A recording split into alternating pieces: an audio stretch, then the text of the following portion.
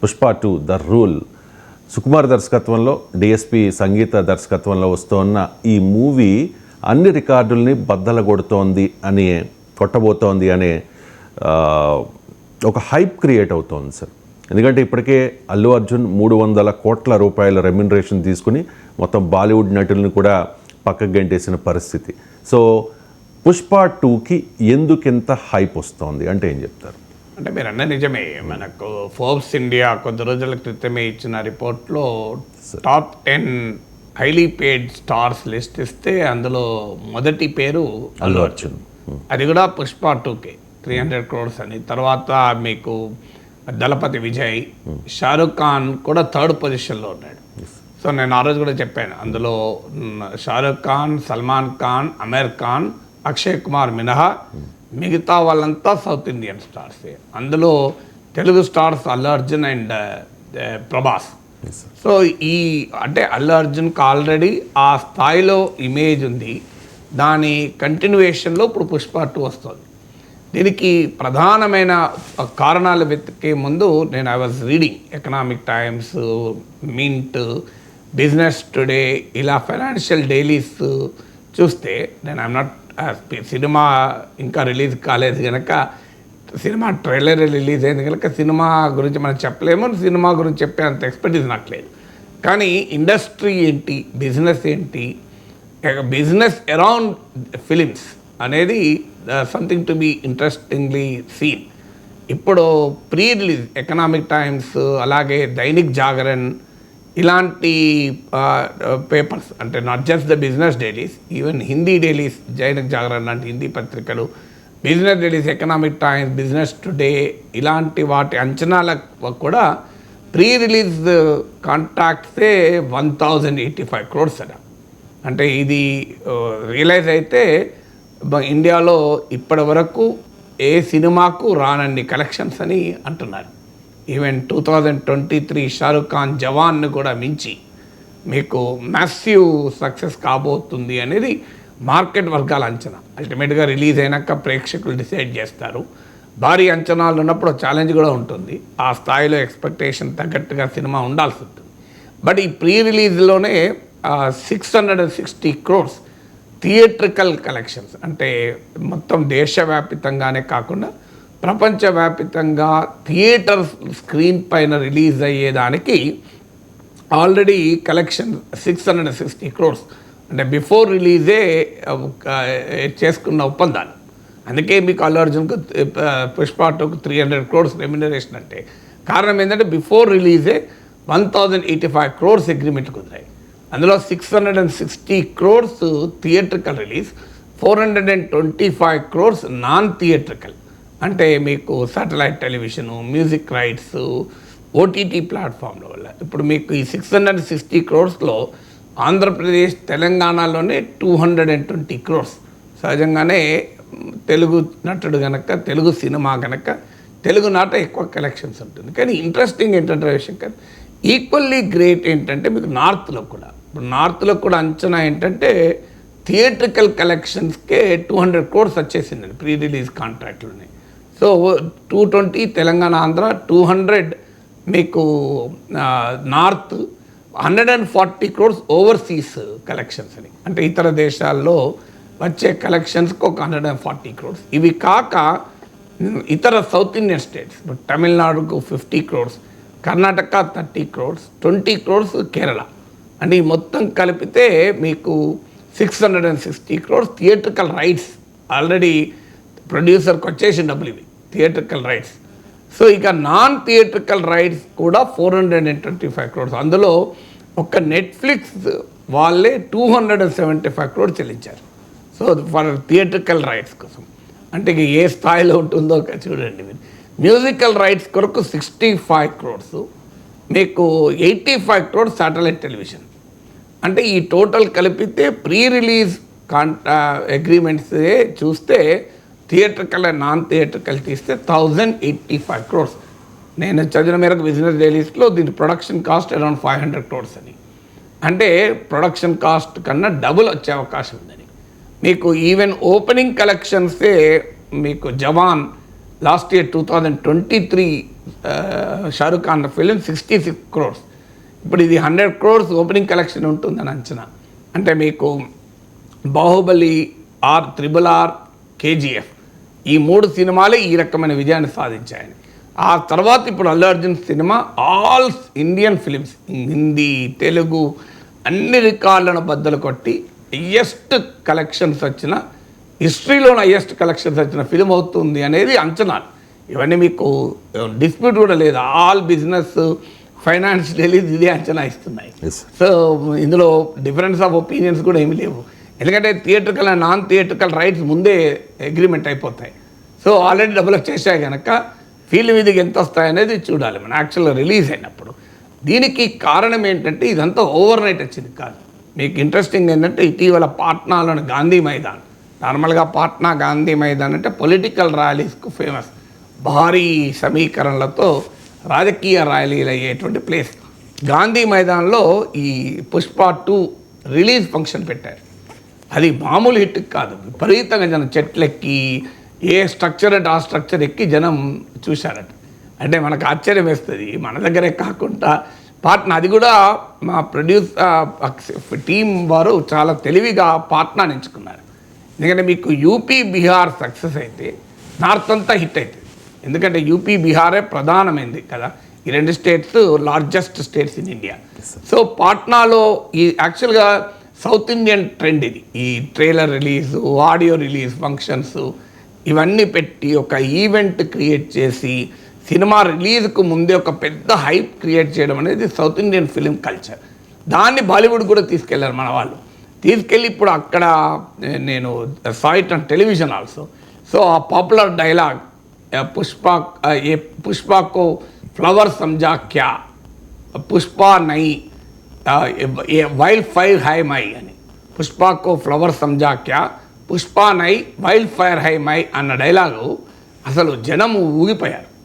అంటే ఆ స్థాయిలో క్రియేట్ అయింది కనుకనే క్రేజ్ ఈ theatrical rights, non theatrical rights అనేది రావడానికి కారణం. దీనికి కూడా బ్యాక్గ్రౌండ్ ఏంటి అంటే ఇవాళ ఒక్క రోజులో వచ్చింది కాదు, చాలామందికి అర్థం కావాల్సింది. సో ఇది ఒక decade phenomena. Allu Arjun pan Indian స్టార్గా ఎమర్జ్ కావటానికి ఒక దశాబ్ద చరిత్ర ఉంది. ఈ దశాబ్ద చరిత్ర ఏంటి అంటే ఈ హిందీ ప్రాంతంలో టెలివిజన్ వారు సినిమాలు కొని సౌత్ ఇండియన్ ఫిలిమ్స్ వాటిని డబ్బింగ్ చేసి వాళ్ళ టీవీలలో చూపెట్టేవాళ్ళు. మీకు ఇప్పుడు సోనీ మ్యాక్స్, సోనీ ఆర్ట్, జీ సినిమా, సహారా ఇవన్నీ కూడా పెద్ద ఎత్తున సౌత్ ఇండియన్ ఫిలిమ్స్ని తీసుకొని కొనేసి రైట్స్ కొని డబ్బింగ్ చేసి చూపెట్టే వరకు మీకు హిందీ హోమ్స్లో ఒక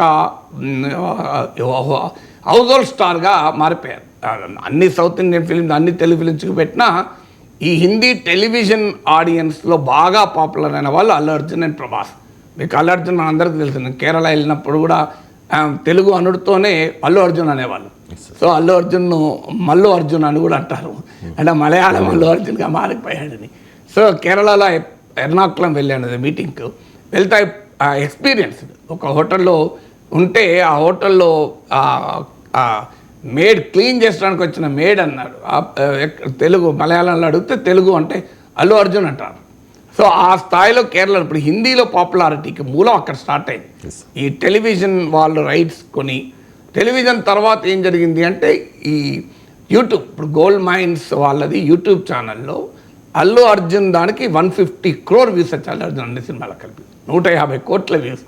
దాంతో ఏమైందంటే ఒక పెద్ద ఫ్యాన్ ఫాలోయింగ్ అల్లు అర్జున్కు క్రియేట్ అయి ఉంది. అంటే పాన్ ఇండియా ఫిలిమ్స్ మనకు రాజమౌళి, బాహుబలితో మొదలైంది యాక్చువల్గా ఒక రకంగా. అంటే రీజనల్ సినిమా నేషనల్, ఇంటర్నేషనల్ గుర్తింపు తెచ్చింది రాజమౌళితో మొదలైంది. సో అక్కడ ఆ స్థాయిలో రాజమౌళి, బాహుబలి స్థాయితో పెద్ద ఎత్తున మొదలైన దీనికి బ్యాక్గ్రౌండ్ ఏంటి అంటే ఒక దశాబ్ద చరిత్ర. శాటిలైట్ టెలివిజన్లో ఈ సౌత్ ఇండియన్ ఫిలిమ్స్ డబ్బింగ్ అయి ఒక పాపులర్ బేస్ క్రియేట్ కావడం. ఇది పాండమిక్ టైంలో విపరీతంగా పెరిగింది. ఎందుకంటే అప్పుడు ఇళ్లలో ఉన్నారు, థియేటర్లు క్లోజ్ అయిపోయాయి, సప్లై తక్కువ ఉంది, కొత్త సినిమాల షూటింగ్ లేదు. అందువల్ల ఏది దొరికితే అది జనం చూశారు. భారీగా ఈవెన్ న్యూస్ కన్జంప్షనే భారీగా పెరిగింది. అందులో ఎంటర్టైన్మెంట్ కన్జంప్షన్ మామూలుగా పెరగలేదు. ఎందుకంటే చాలా కాలం షూటింగ్స్ లేవు, సీరియల్ల షూటింగ్స్ కూడా లేవు. సీరియల్ కూడా ఆగిపోయినాయి గుర్తుంటాయి. ఆ టైంలో ఏమైందంటే ఈ సౌత్ ఇండియన్ ఫిలిమ్స్ ఆల్రెడీ వాళ్ళు కొనిపెట్టుకున్నారు కదా వీళ్ళంతా, సోనీ మ్యాక్స్లో, సోనీ హార్ట్లో, జీ సినిమా, వాళ్ళు దాన్ని పెద్ద ఎత్తున ఎన్కాష్ చేసుకున్నారు. వాళ్ళు ఎప్పుడైతే పాండమిక్ టైంలో సప్లై లేదు, డిమాండ్ ఎక్కువ ఉంది, అంటే ఫిలిమీ కంటెంట్ సప్లై లేదు, కొత్త రావడం లేదు కనుక డిమాండ్ ఎక్కువ ఉన్న టైంలో పెద్ద ఎత్తున ఈ south Indian films including Telugu films dubbing అయిపోయి ఒక పెద్ద పాపులర్ బేస్ క్రియేట్ అయ్యాయి. ఆ బేస్ క్రియేట్ ఇప్పుడు ఆర్య లాంటి సినిమా, సూర్య అనుకుంటాను సినిమా గుర్తున్నంత వరకు, అల్లు అర్జున్ సూర్యనే కదా. సో ఈ సినిమాలకు కూడా మీకు హిందీలో డబ్బింగ్ అయిపోయి చాలా పాపులర్ హిట్స్ అయ్యాయి. సో ఇలా అయిన తర్వాత మీకు 2021 అంటే అది కూడా ఇమీడియట్లీ 3 years కింద కదా పుష్ప 1 వచ్చింది, పుష్ప 1 రైజ్ అని వచ్చింది. సో అది 2021 అనుకుంటా, అది ఇమీడియట్లీ ఆఫ్టర్ పాండమిక్, ఇంకా పాండమిక్ పూర్తిగా పోలే, అది మీకు అప్పుడు సినిమాలో రిలీజ్ అయింది. అంటే అప్పుడప్పుడే పాండమిక్ తర్వాత థియేటర్లు తెరుచుకుంటున్న సమయం అది. పాండమిక్ టైంలో భారీగా south Indian stars, Allu Arjun కూడా ఒక పాపులర్ ఇమేజ్ క్రియేట్ అయింది. అంతకు ముందే ఒక డబ్బింగ్ సినిమాల ద్వారా ఒక ఇమేజ్ బేస్ క్రియేట్ అయింది.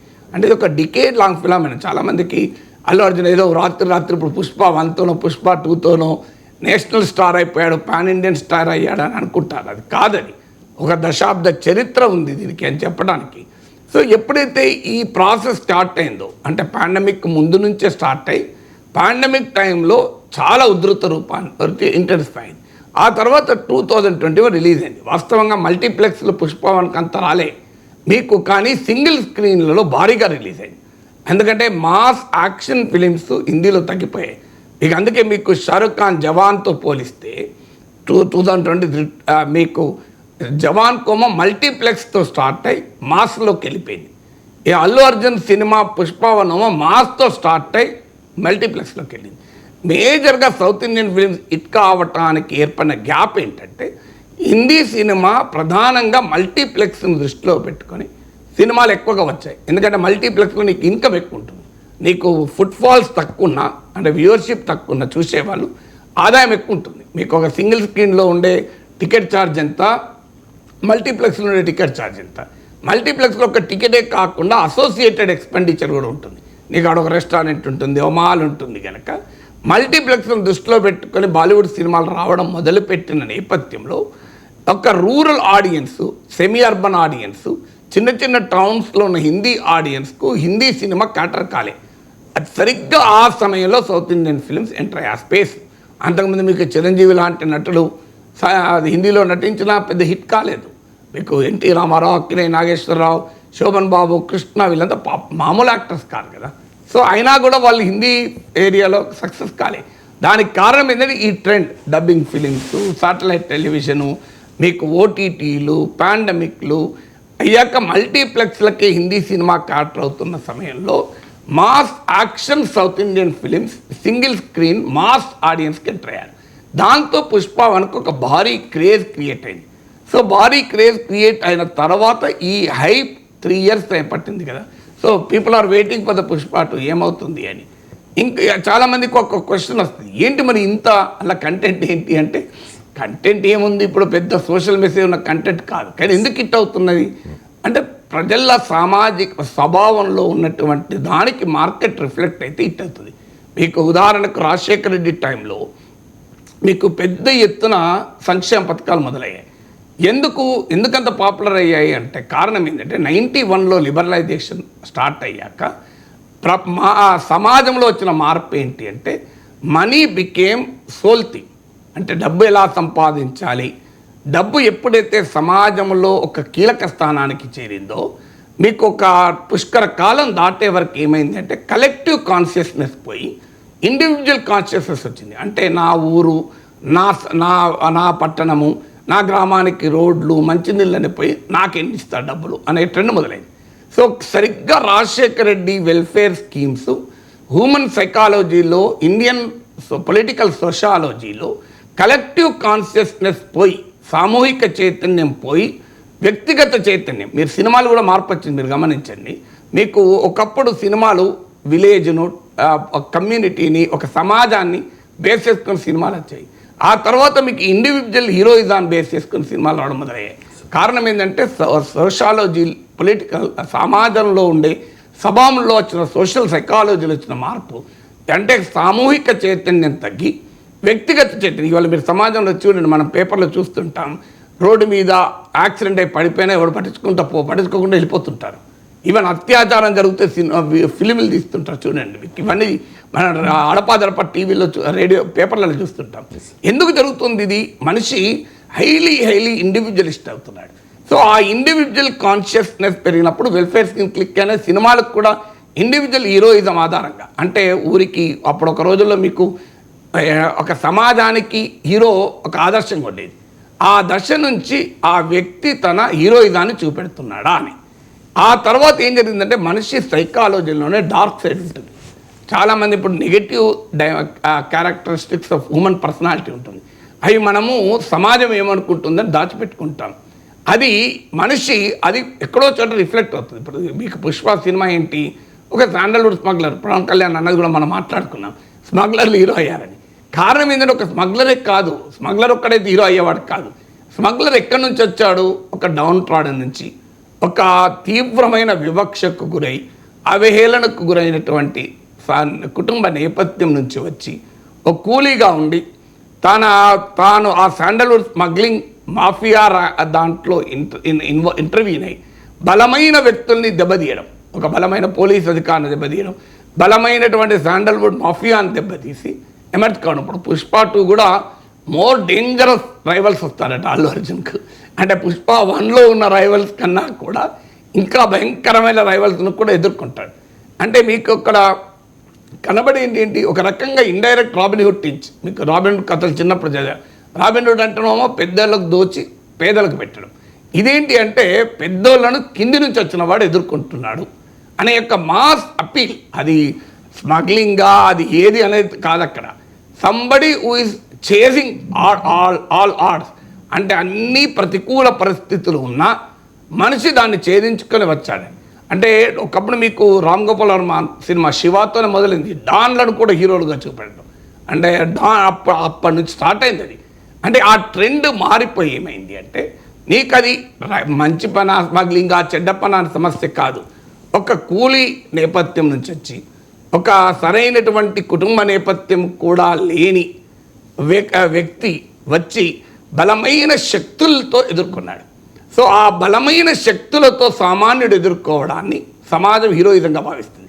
అక్కడ స్మగ్లింగ్గా దాంతో సంబంధం లేదు. బలవంతులు దుర్బల జాతిని బలహీనులు కావించారు అని మనకు కవి అంటాడు. సో అందువల్ల బలవంతుడికి బలహీనుడికి మధ్య జరిగే ఘర్షణలో సమాజము బలహీనుని పక్షాన నిలుస్తుంది. ఇప్పుడు మీరు రోడ్డు మీద పోండి, ఒక స్కూటర్ కారుకి యాక్సిడెంట్ అయితే తప్పు స్కూటరే కావచ్చు, కంప్లీట్గా స్కూటర్ తప్పున జనం కారు అని అంటారు. మీరు చూడండి మెజారిటీ జనం.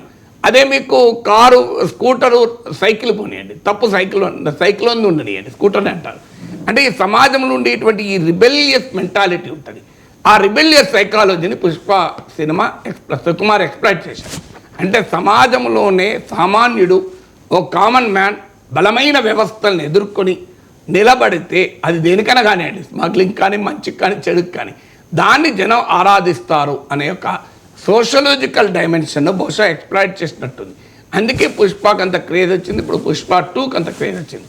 స్మగ్లర్లు హీరోలు ఎందుకు అవుతున్నారు అంటే దానికి ఉన్న సోషాలజికల్ నేపథ్యం అది. సో అందువల్ల సమాజం వస్తున్న మార్పులకు అనుగుణంగా సినిమా కూడా ఒక కళ గనక, కళ సమాజాన్ని రిఫ్లెక్ట్ చేస్తుంది కనుక సమాజంలో కూడా సెలబ్రేటింగ్ డార్కర్ సైడ్స్. ఇప్పుడు మీరు గమనించండి, ఒక 30 ఏళ్ళ క్రితం అక్రమ సంపాదన చేసేవాడిని సమాజం చీదరించుకునేది. 40 ఏళ్ళ క్రితం 50 ఏళ్ళ క్రితం వీడు అక్రమ సంపాదన అని చెప్పుకునేవారు కాదు. మా గ్రూప్ అది మేము చిన్నప్పుడు ఒక కమ్యూనిటీలో ఎవడన్నా అవినీతి పరుడు చిన్న ప్రభుత్వ ఉద్యోగం ఉన్నాడు, వాడు బాగా డబ్బులు తీసుకుంటాడు, వాళ్ళు లంచగొండి అని వాడు చిన్న చూపు చూసేవాళ్ళు. ఇవాళ అట్లా చూస్తున్నారా? వాడు ఎన్ని అక్రమాలు చేసి సంపాదిస్తే అంత హీరో. అంటే సమాజంలో నీ డార్క్ సైడ్ ఉంది. మన సినిమాలు చూపెడితే మొరాలిటీ చూపెట్టలేదు, విలువలు పోయాయండి. సమాజంలో ఉన్నాయా విలువలు? నాకు చెప్పండి. సమాజంలో ఇవాళ అరాచకాలు చేసిన వాళ్ళు, అన్యాయాలు చేసిన వాళ్ళు బ్రహ్మాండంగా ఎన్నికల్లో గెలుస్తున్నారు. సమాజమే ఎండ్స్ డిటర్మైన్ మీన్స్.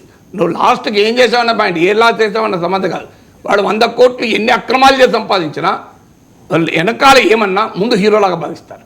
సో వాడు ధైర్యం ఉన్నది, వాడు చేసేటట్టు ఎవరు చేయలేడు, వాళ్ళు ఎక్కే వేరు అంటుంటాడు. సో సో ఈ హ్యూమన్ సైకాలజీలో సోషాలజీలో వచ్చినటువంటి మార్పుల్ని ఎక్స్ప్లాయిట్ చేశారు కనుక బహుశా ఈ సినిమా అంత హిట్ అయినట్టుంది. దీని మీద నేను రీసెర్చ్ స్టడీస్ ఏం చదవలేదు.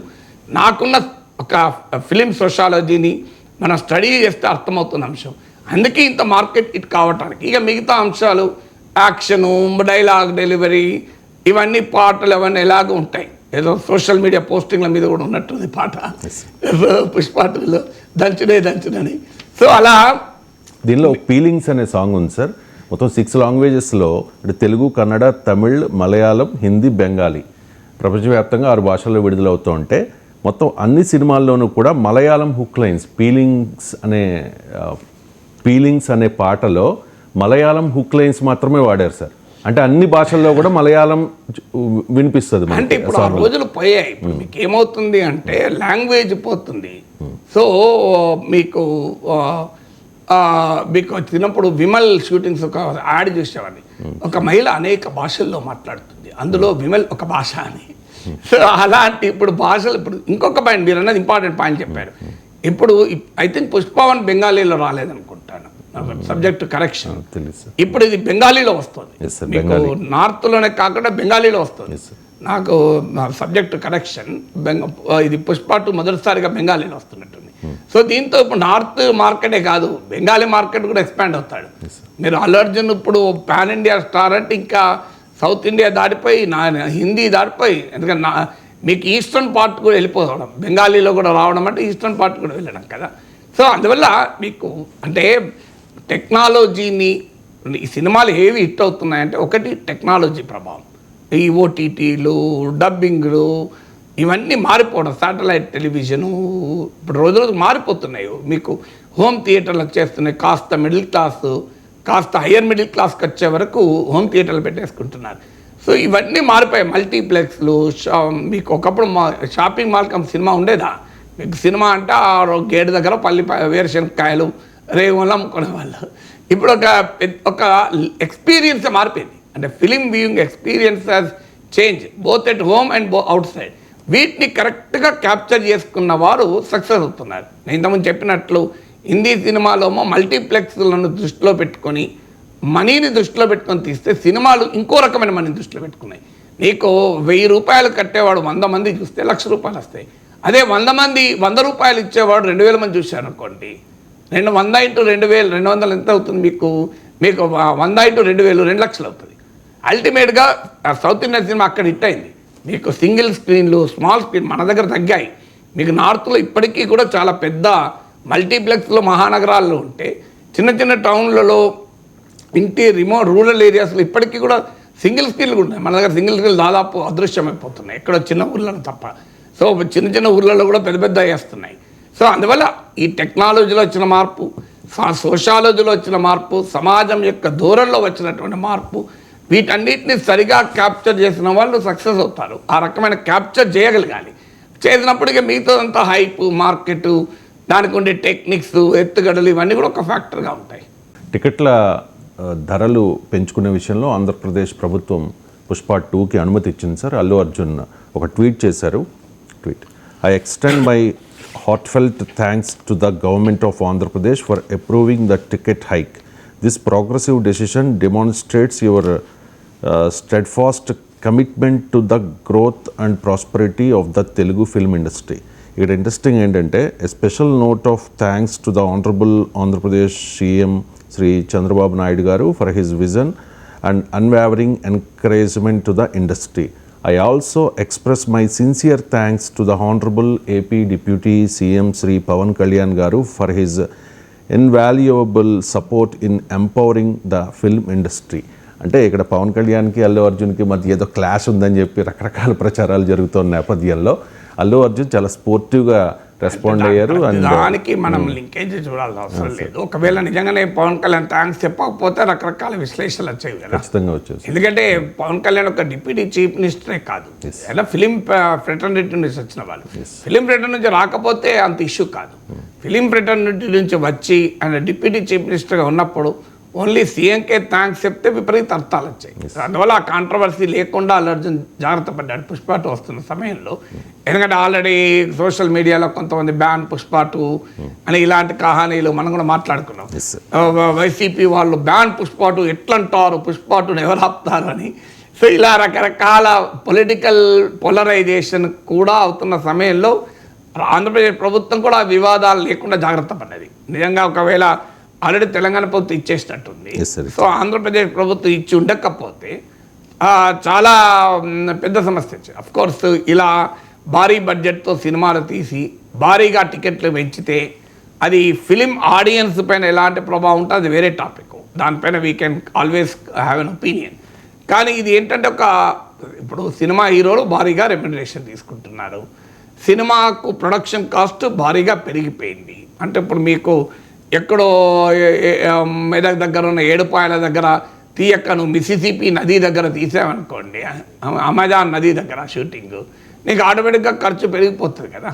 నీకు పక్కన మెదక్ దగ్గర ఏడుపాయల దగ్గర మంజీరా నది ఒడ్డున సినిమా తీస్తే అయ్యే ఖర్చుతో పోలిస్తే అమెజాన్ నదో మిసిసిపి నదో థేమ్స్ నదో పక్కన తీయాలి అనుకుంటే పెరిగిపోతుంది.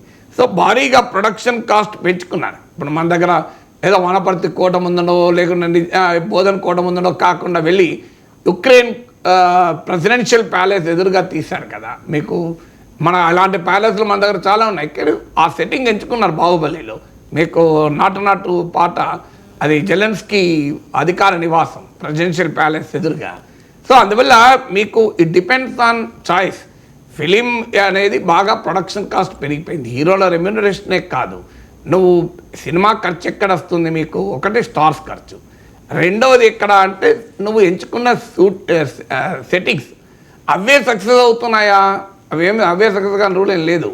మీకు ఉక్రెయిన్ ప్రెసిడెన్షియల్ ప్యాలెస్ ముందు పాట పాడినా సక్సెస్ అయింది. ఏ పాట పాడకపోయినా జై భీమ్ లాంటి సినిమాలు మామూలు హిట్ కాలేదు కదా. సో మరి సినిమాలకు వచ్చే వరకు ఏంటంటే బలమైన థీమ్ ఉంటే అన్ని రకాల సక్సెస్ అవుతున్నాయి. అంటే మల్టిపుల్ ట్రెండ్స్ ఉన్నాయి, ఒక్క ట్రెండే లేదు. ఎందుకంటే మార్కెట్ అలా ఉంటుంది. ఇప్పుడు మీకు రోడ్డు పక్కన బండి మీద ఇడ్లీ తినేవాడు ఉంటాడు, 20 రూపాయలు ఇస్తే 4 ఇడ్లీ ఇచ్చి చట్నీ ఇచ్చేవాడు ఉంటాడు. మీరు అదే పార్క్ హెత్లో పోయి ఇడ్లీ తినండి 500 రూపాయలు ఉంటుంది. హోటల్ మ్యారియట్లో ఇడ్లీ తినండి 500 రూపీస్. నేను 2-3 ఏళ్ల క్రితం మై సన్ జైపూర్ తీసుకెళ్ళాడు. హోటల్ మ్యారియట్లో ఉన్నాడు, వాడి కంపెనీ పాయింట్స్ వాడు గూగుల్లో చేస్తాడు. వాడు ఆల్రెడీ చాలా ఫ్లైట్స్ వెళ్ళి ఉన్నాడు కనుక ఆ పాయింట్స్ ఉంటే ఉచితంగా వెళ్ళి ఉన్నాం. సో ఉచితంగా 500 రూపాయలు ఇడ్లీ అంటేనే భయం వేసింది. ఉచితంగా తింటుంటే బిల్లు ఏం కట్టలేదు. నా మావాడు పక్కన నాన్న ఫ్రీ నాన్న, మనకేం డబ్బు పడదు నాన్న, నా పాయింట్స్ ఉన్నాయి నాన్న అని ఒక 4 సార్లు చెప్తే 4 ఇడ్లీ తినగలిగాను. లేకుంటే 500 రూపాయలు ఇడ్లీ అంటే అసలు భయం వేస్తుంది కదా. కానీ వాటికి డిమాండ్ ఉంది కదా, మరి దీనికి డిమాండ్ ఉంది, దానికి డిమాండ్ ఉంది. ఎందుకంటే మార్కెట్ సెగ్మెంటేషన్ ఉంటుంది. ఎందుకంటే భారతదేశం చాలా పెద్ద దేశం కనుక మనకు అన్ని రకాల వాటికి డిమాండ్ ఉంటుంది. అందువల్ల మీకు ఇక్కడ కూడా భారీ బడ్జెట్ సినిమాలు, భారీగా టికెట్లు ధరలు పెంచిన సినిమాలకు డిమాండ్ ఉంది. లేదు ఒక మంచి థీమ్తో, ఒక మంచి క్యాప్టివేటింగ్ థీమ్తో, ఒక మంచి మెసేజ్తో వచ్చిన సినిమాలు కూడా హిట్ అవుతున్నాయి. So it's all choice of the producer, director and audience.